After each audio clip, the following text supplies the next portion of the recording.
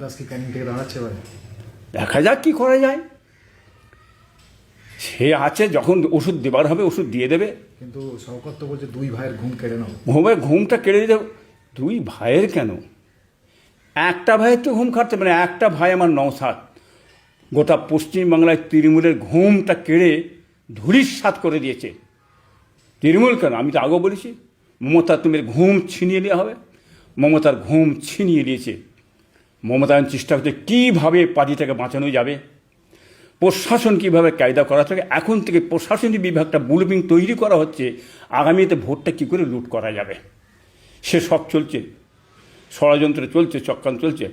আমরা জানি ষড়যন্ত্র চালাতে বলুন না, বাংলার মানুষ এই আগামী ভোটে উচিত শিক্ষা দিয়ে দেবে। তারপরে শওকত মোল্লা দুই ভাইকে ভয় খেয়েছে।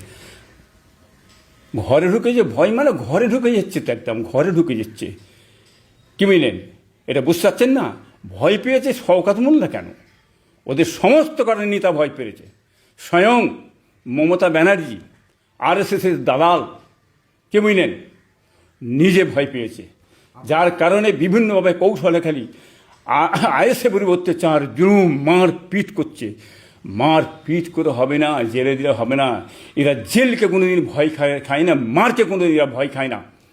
প্রশাসন বিভাগ জানে আপনাদের, মেরে পিটে পিছিয়ে দিয়ে যাবে না। আব্বাস সিদ্দিক তো ঘোষণা করে দিয়েছে নওশাদের ঢাল হয়ে তিনি রাজনৈতিক ময়দানে নামছে। মশাল ঢাল হয়ে নামতে পারে, কেন নামবে না? আরও আছে, তারাও নামছে, তারাও বলছে।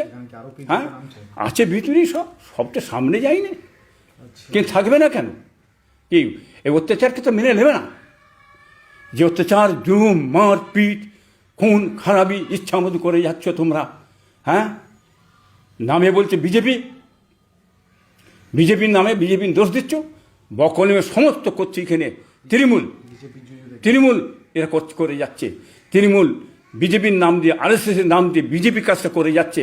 এটা বাংলার, পশ্চিমবাংলার মানুষ সমস্ত জেনে গেছে। আজকে করে কৌশলে অকাপ সম্পত্তি ধূলিসাৎ করে ফেললে। আপনারা দেখলেন না কী করতে করেছে মুসলমানদের?